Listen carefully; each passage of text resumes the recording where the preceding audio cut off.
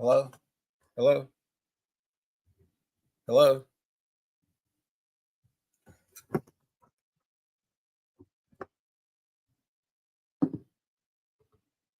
Okay, I think I'm back. Can you guys hear me okay now?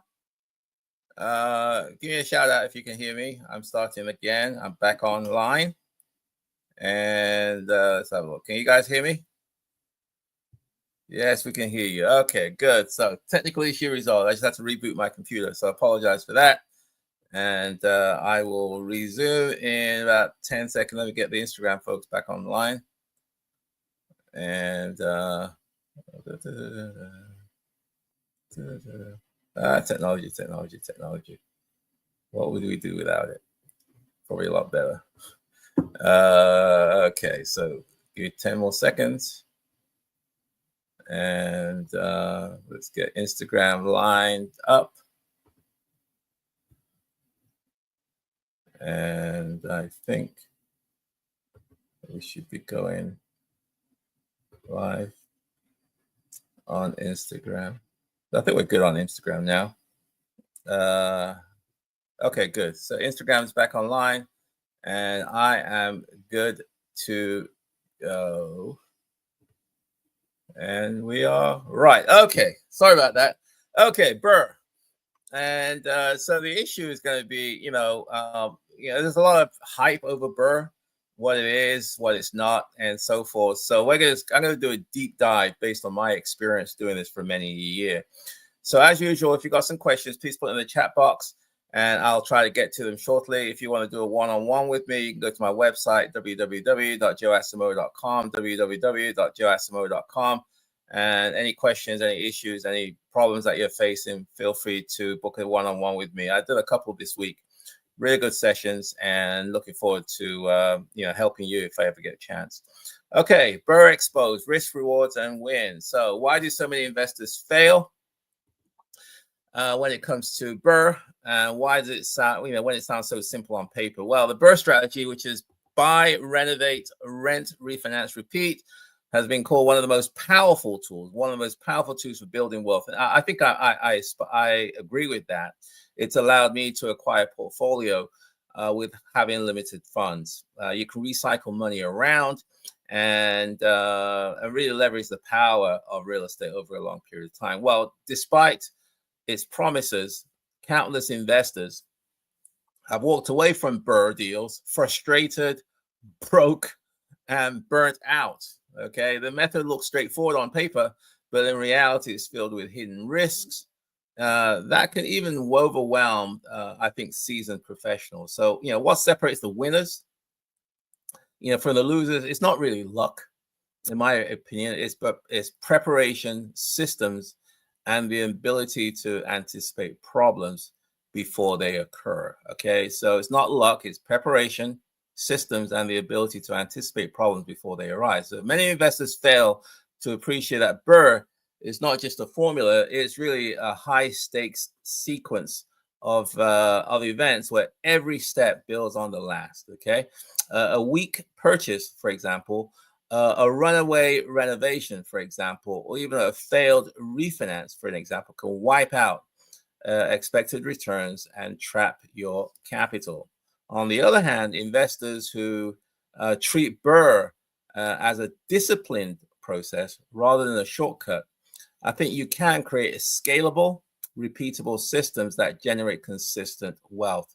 So what we're going to do today in this live stream is expose both sides of BRRRR. The risks that destroy deals and also the wins that can transform your portfolio. So I'm going to do both sides, the good, the bad, and also the ugly. And today I'm going to draw on some of the lessons learned that I've done navigating this process, and hopefully share with you some of the experience that I've had so that you can avoid making costly mistakes. And I'll share with you some insights to replicate proven success. So, if you want to master BRRRR, you must be willing to both understand the pitfalls and also the potential. So let's go through each phase of the BRRRR cycle. We'll start off with buy, B. And the question is, how do you avoid buying the wrong property? How do you avoid buying the wrong property? Well, in the buy stage, this is really the foundation of every BRRRR deal. A property purchased without thorough due diligence can turn into a money pit. Believe me, it can. That no amount of renovations or refinance can save. Okay, if you buy the wrong property, it's many times you set up yourself to fail. Okay, too often investors are seduced by low purchase prices or quote unquote can't miss deals. Okay, only to discover later on that there are hidden liens, there are zoning restrictions, there are structural problems with the house that can erode your profitability. One investor shared with me, quote unquote, how a bargain deal. He found out later on it's got a cracked foundation, and which he didn't know about, which doubled the renovation cost and nearly turned him into a money pit. Successful BRRRR investors, on the other hand, understand that buying right is not about just paying the lowest price. No, it's about acquiring properties with the highest potential for value add and also your rental demand, because this is a long-term play. You want to force equity, force appreciation by doing some work, and hopefully you can find a tenant that's going to rent that property for a period of time. So we study the neighborhood trends, we analyze comparable rents, and we walk properties over and over with trusted inspectors beforehand. So these investors were disciplined, okay, enough to walk away when the numbers don't align, even if it means passing up on the seemingly good deals, because sometimes what you think is a good deal is not always cracked up to be. So buying right also means preparing for the future. Investors who succeed consider the exit strategy. What's the exit? Are you going to hold it? Are you going to sell it? Are you going to flip it? What is the exit strategy? We evaluate how the property will appraise after the renovations. Okay, what are you going to do? And are those improvements that you're going to make, are they going to be valued by the appraiser to give you the prices that you want? Okay, you don't want to do all this work and then you find out that the appraiser doesn't value it. You don't want to spend a whole lot of money on having the latest, greatest hot water heater, for example, because that may not give you an increased value in the appraised value. However, kitchen and bathrooms may, and so on. So it's really important to understand what it is that you're going to do to the house, and whether the amount of money that you spend on the rehab is going to have a return, 1 plus or 1 times something else. Okay, so it means yeah, I mean, just make sure that you do the right things when in terms of improvements, and also you want to make sure that the area that you buy, the location, the neighborhood is one where it's easy to find prospective tenants. The last thing you want to do is to get a good deal, and then you find out after doing all this work that it's hard to find tenants for whatever reason. Maybe the location is not that great. Maybe the area, there's not any jobs going on. Maybe there's economic issues in the town, or whatever it is. But it's too late now. It's your house. Now you got to go find tenants, and it's going to be hard to find them. So we don't just buy houses. We buy long-term cash flow and long-term equity growth. Okay, so when you are buying, you look for long-term cash flow potential and also long-term equity growth, because not all areas appreciate the same. They don't.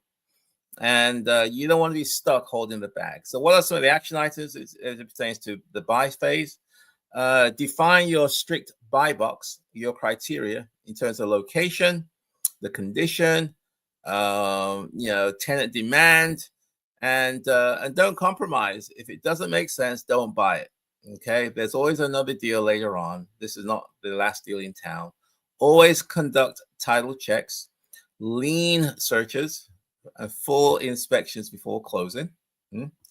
I can tell you stories about that. I bought a house where, oh my God, there was a lien issue. It took us 8 years to resolve it. 8 years. It was a nightmare. Maybe 1 week I'll talk about that. It was a classic story. It's an unbelievable story. How I was bought a house which turned out to be it's a long story. Okay, analyze the after repair value conservatively. Okay, don't say, well, there's a house down the street that got this price. Well, that may be the case, but there's always one property. But make sure that the ARV, after repair value for your property, is realistic to ensure profitability, even if the market conditions shift. Okay, so that's number one, which is the buy phase. We're going to go to number two, which is the next thing, R, which is renovate. Okay, we're going to now move on to the renovate phase. And so what are the issues here? How do you keep renovations from becoming a financial black hole? How do you keep your renovations from becoming a financial black hole? They can eat you dry, these rehabs. You know, you start, you think it's going to cost you X, and it's always going to cost you X plus whatever it is. That's just the way it goes. Renovations are where investors often lose control of their budgets and their timelines. They can. Overruns happen. Three things are guaranteed to happen in every single rehab. It's just the way it is. One, it's going to cost you more than what you thought it's going to be. Two, it's going to take you longer than what you thought it's going to be. And three, at some point in that project, you're going to have a falling out with your contractor. Somehow these things always happen. But it's not the end of the world if you're prepared. If you can work with your contractor, usually you can turn those things around. If you can't, then many times you have to just fire your contractor and move on. But firing a contractor and moving on doesn't usually save you any money. In fact, if anything, it costs you more money. So overruns happen when costs are underestimated, scopes are poorly defined, or contractors cut corners. Okay, a common story involves investors who planned for cosmetic updates but discovered outdated electrical systems, plumbing leaks, or mold behind the walls, issues that balloon the cost and delay the financing. So without the buffers in place, these unexpected expenses can cripple the deal. You know, the most successful BRRRR investors or renovators manage projects like seasoned business operators. They create detailed scopes of work with line item budgets, building contingencies, and hire contractors through a competitive bid process. You know, they also prioritize renovations that directly improve appraisals and tenant appeal, okay, such as kitchens, bathrooms, and safety upgrades. That's what we do. We focus on the important things that's going to either get us more rent. If it's Section 8 oriented, then you're going to try to add more bedrooms. Like I try to add at least, make it into 5 or 6 bedrooms in this area, in the Washington, D.C. area, because it's just so expensive that it's hard to cash flow on 1, 2, and 3 bedroom properties. Now, that's the Washington, D.C. area, which is a high price market. Where you are, maybe it's slightly cheaper. So you may not have to go to the same lengths that I have to go to in order to make the numbers work. So while others throw away money at, you know, unimportant things, high end this, high end that, you know, disciplined investors like you and I hopefully focus on function and long-term durability. Just as important is building strong relationships with your with your contractors. That's important because many times you got a good relationship with the contractor. You can work things out. You can work through the issues and the challenges before they get, you know, totally out of control. You know, for new investors, you may want to start small with a contractor. So you give the contractor a test project, something, you know, not too big, before handing over the full renovations. Trust and accountability matter. They do. Trust. Do you trust your business partner? Do you trust your contractor? Do you hold them accountable? Are they willing to be held accountable? Because an unreliable contractor can sink a deal faster than any other factor. You know, a good contractor is worth its weight in gold. They can make or break your deal, and they can make your life miserable. So what are some of the action items associated with the renovate phase? When you're doing a project, draft a written scope of work with clear timelines and penalties for delays. Add a contingency 10, 15, 20% to every renovation budget, and prioritize value, you know, value boosting improvements, kitchen, bathroom, safety, compliance, etc. Now, number 3, which is the rent. So phase 3 is the rent. So we've done buy, We've done renovate. Now we're going to rent. Now you finish the renovations. You are trying to find a tenant. So the question is, how do you find tenants who pay on time and stay long term? How do you in the world find tenants who pay on time and stay long term? Well, that's a good one. A fully renovated property means little. It really means nothing if you place the wrong tenants in your house. You got a beautiful home, your pride and joy, and then you rent to the tenants from hell. They don't care. They're just going to destroy your investment. Okay. So many investors eager to fill vacancies quickly, skip through screening and pay the price later with unpaid rent, property damage, or costly evictions. Okay, so you don't want to shortcut the front end, which is screening, because you'll pay on the back end through unpaid rent, damage to the property, or costly evictions. Then one landlord shared with me, failing to verify employment or the voucher information, resulted in nightmares, defaulted tenants' rents after a couple of months, forcing out a drawn-out eviction process. And I don't know where you are, but where we are here in Washington, D.C., it takes forever to get somebody evicted. Anywhere from, 6 months to 18 months, 6 months to a year and a half to get somebody out of your house if they don't want to pay the rent. It's rough. So you got to be careful. You better know what you're doing, who's in your house, so hopefully you can avoid all that drama and headache. So successful BRRRR investors know that tenant placement is a long-term investment. We use strict screening procedures.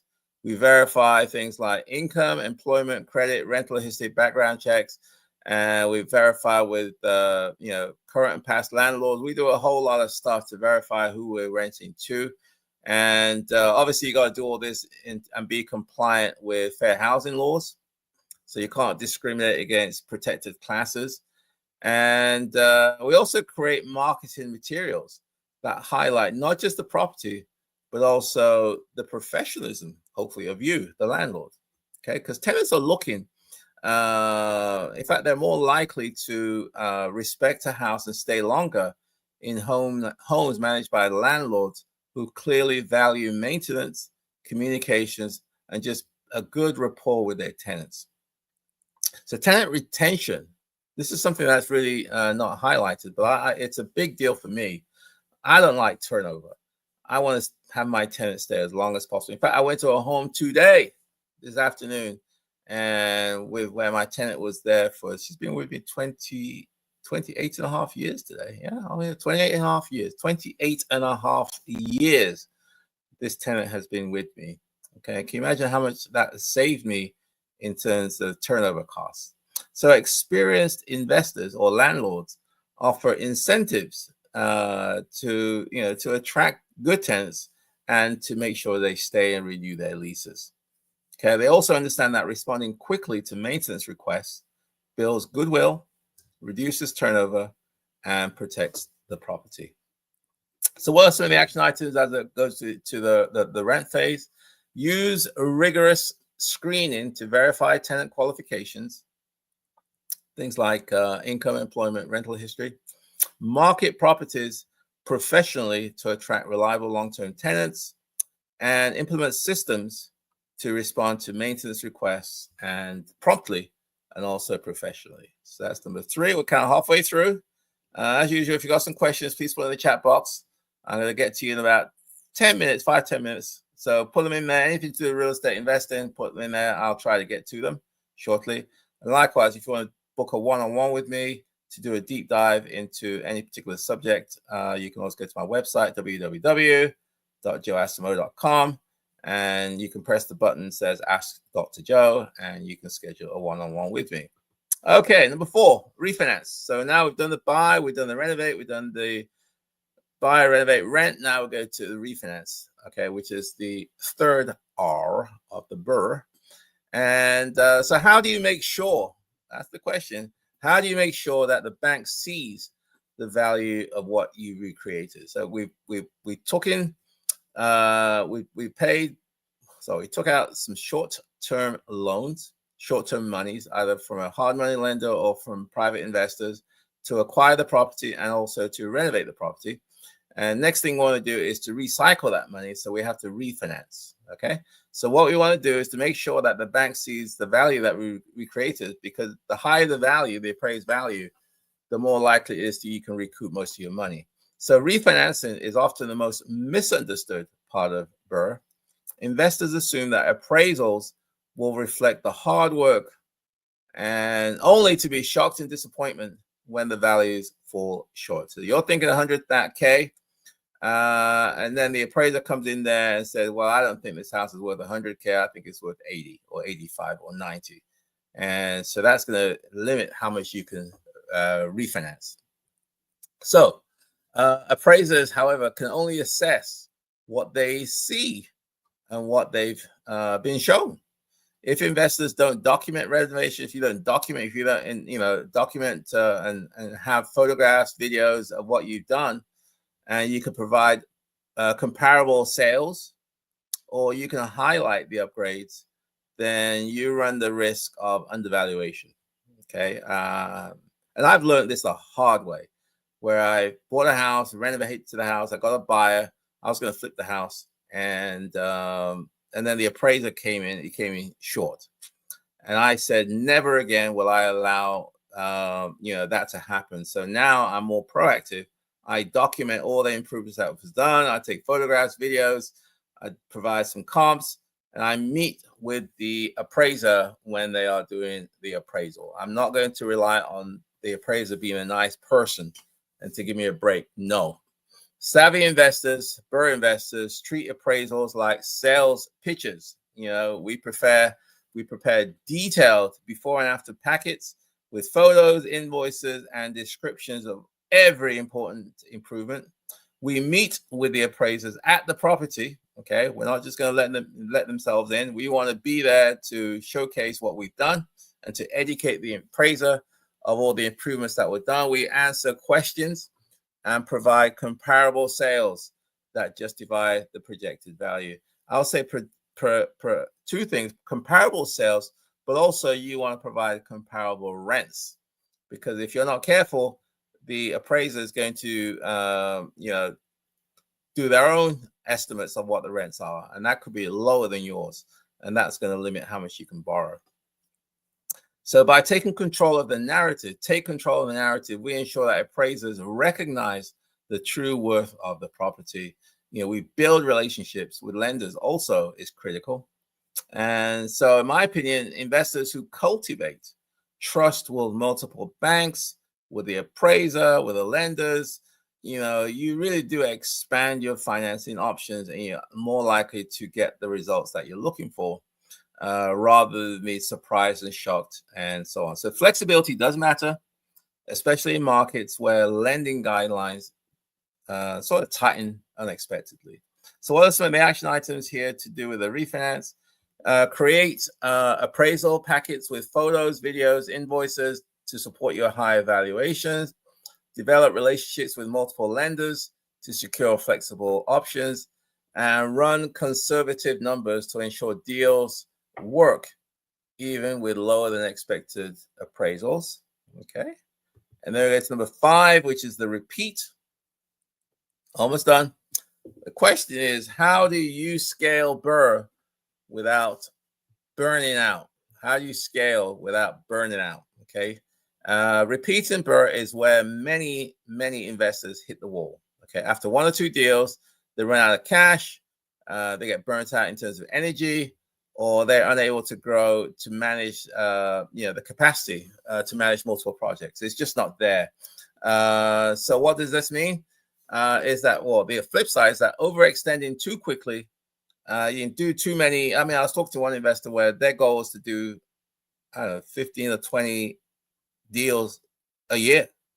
I mean, that's very aggressive, but that's almost over one and a half per month. And if you're not careful, you overextend yourself and run out of money, and burn out, and just the inability to provide the necessary oversight which is going to affect your return on investment, your ROI. So investors often learn the hard way that scaling requires systems, not just ambitions. The most successful BRRRR investors treat their operations like a business. They build teams of contractors, property managers, and lenders who can handle the growing portfolios. Okay, they use project management software, financial dashboards, checklists to monitor progress. And so rather than chasing every opportunity, they remain disciplined and focus only on deals that meet their proven criteria. They meet their buy box, as we say. Reserves also, reserves, I haven't really talked about that. It's really also a critical part of all this because you've got to have reserves to take care of these rainy days that's going to occur. So you got to have that cash buffer. And investors who have that cash buffer often are able to handle additional unknown expenses like it's taken too long to refinance, delays, tenant turnover, or sudden repairs. Okay, so scaling smart means growing steadily, not recklessly. I'll just say it again. Scaling smart means growing steadily, not recklessly. Okay, so now the last part, which is number 6, and the good, the bad, the ugly. What lessons can we learn from other successes and failures? What can we learn from other people's successes and failures? Well, every BRRRR investor has a story. We all have stories. Some bought properties in emerging neighborhoods that skyrocketed in value, creating life-changing equity. Others underestimated repair costs and lost everything. They encountered ballooning budgets. And there are also horror stories, I'm sure you know. Landlords tied up in legal disputes, properties rendered uninhabitable, or lenders walking away at the last minute. Learning from these stories, the fastest way to shorten your learning curve is to learn from other people's unfortunate mistakes. So by studying success and failures, investors gain insight into decisions that lead to growth and the mistakes that caused other people to collapse. Okay, so another impatience. Do your due diligence, have patience, and the lessons are there. Hopefully you can learn the right lessons so you don't make unnecessary mistakes. And in conclusion,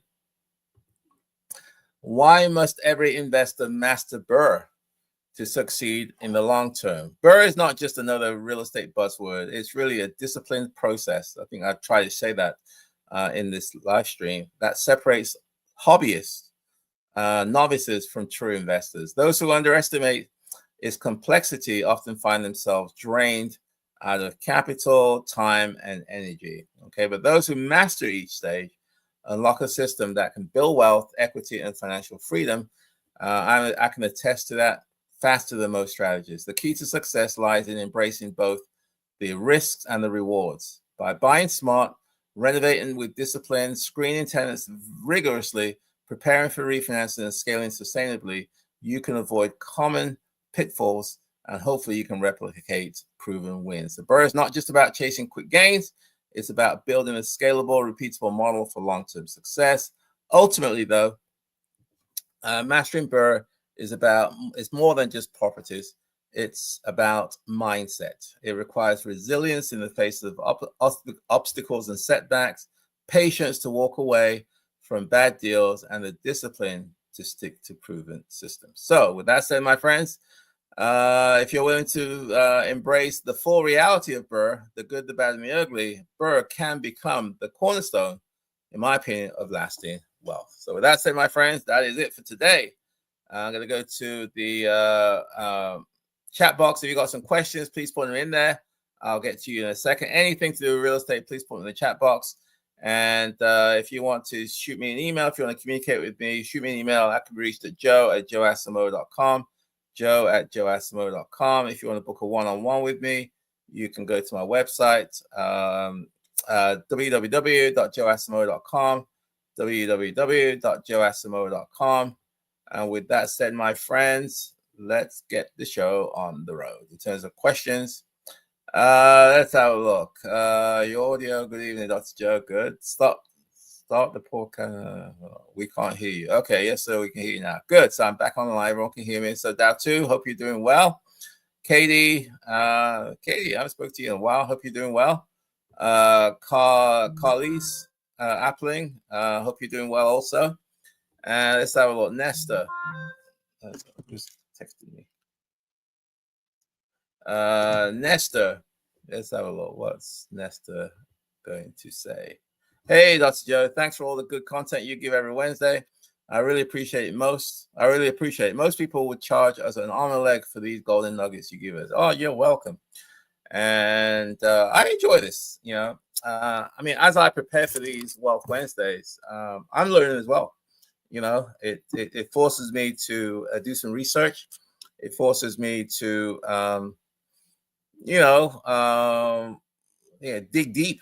I'm always learning, and so I enjoy, these Wealth Wednesdays just as much, hopefully, as you are.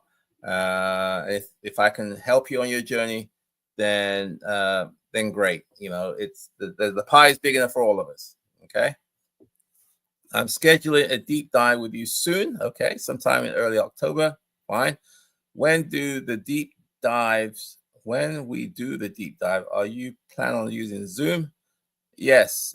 Typically, what you do if you're going to book a one-on-one with me, Nestor, is to go to my website, press the link, and you can schedule a time that makes the most sense for you. I have some dates. I think it's the Tuesdays, Wednesdays, and Thursdays. At certain times where you can select the one that makes the most sense for you. You can then schedule it. It's $175 for 1 hour, just full disclosure. And it's normally I do a Zoom call where you would at least give me some indication of what it is that you want to discuss, so I can prepare beforehand. Then we'll have the one-on-one. I will try to focus on the most important things that you want to have addressed. I want to make sure that the meetings are successful. And we'll then brainstorm, we'll then sort of strategize, we'll develop a game plan.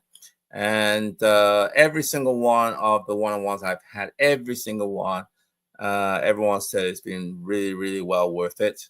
And so my goal is to provide 2x value for every X that you spend, or even 3x. So that's how it is. And then typically at the end of it, I'll provide you a summary of the key action items for you to do. And at the end of the session. So that's typically the flow of the Ask Dr. Joe one-on-one. So, feel free to book a session, Nestor, or if anybody else. And then I'll be more than happy to, to work with you.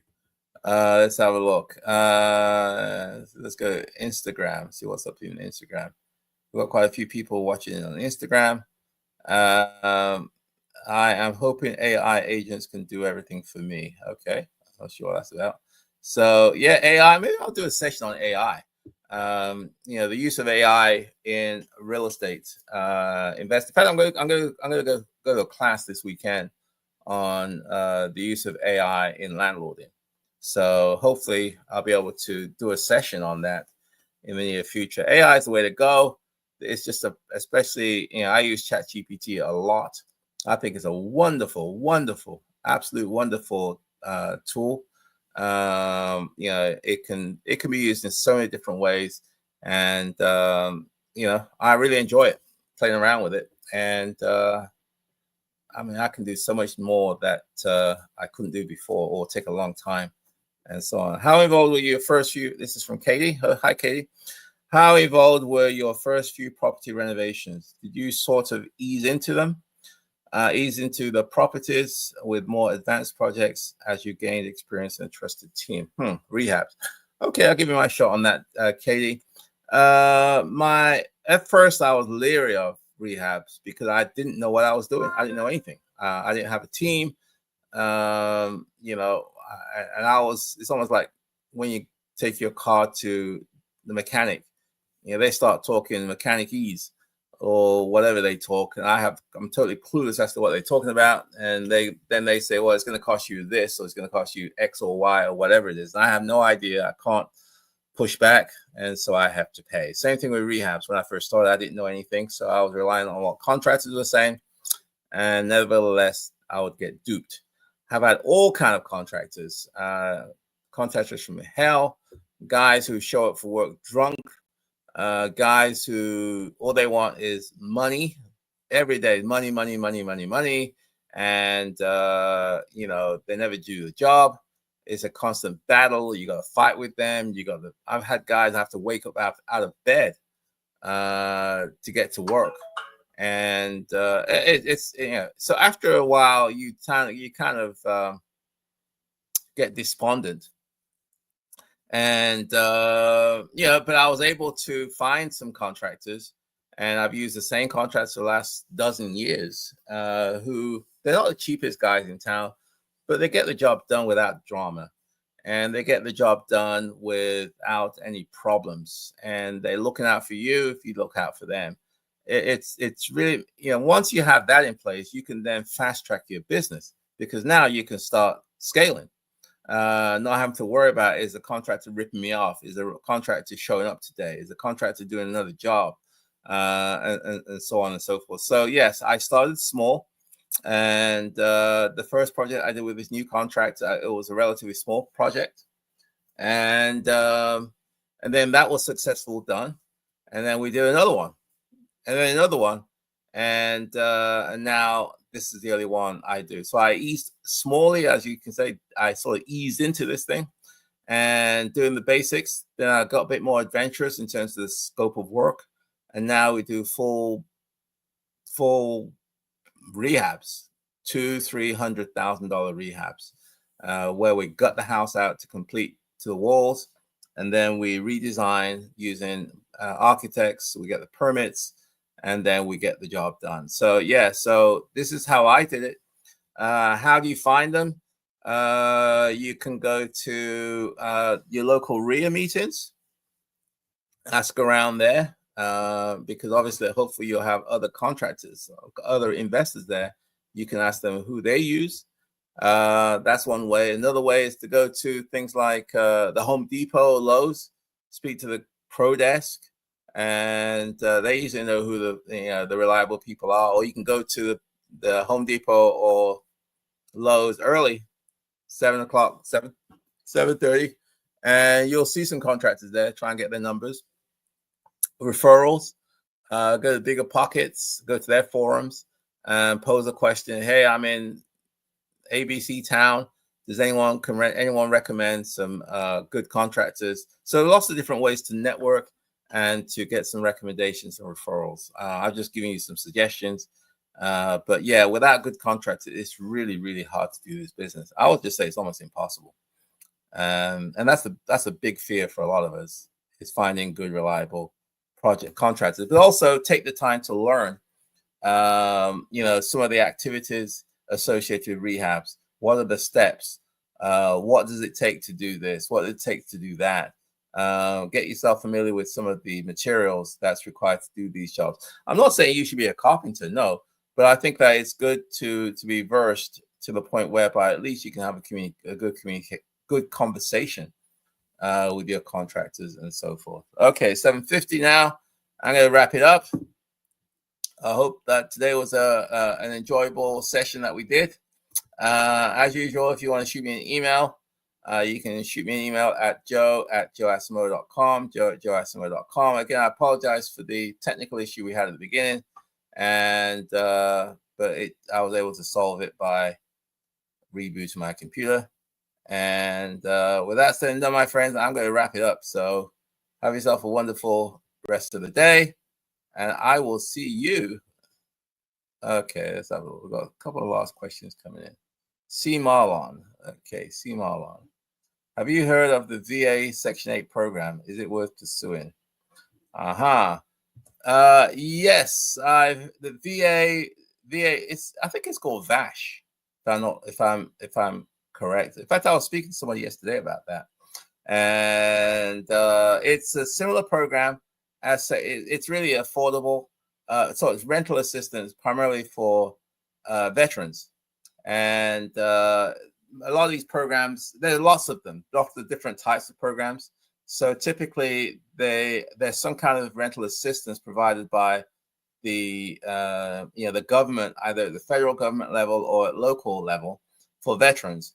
Veterans who have experienced homelessness or things like that. They've served our country, and so the idea is to try and look out for them. So the government has these programs whereby if you're a veteran and you qualify, you know, they may be able to assist you. I haven't really done much of that because that's not my my forte. But I was speaking to somebody yesterday on a Ask Dr. Joe session where that's the niche that they wanted to focus on. Apparently, there's a lot of money in there available, and there's a need there. There's a lot of veterans who need these services. One thing I learned, that most of those veterans participants are mainly single people or maybe two people. It's not like Section 8 where you have lots of children, 4, 5, 6 kids. This, you know, so therefore the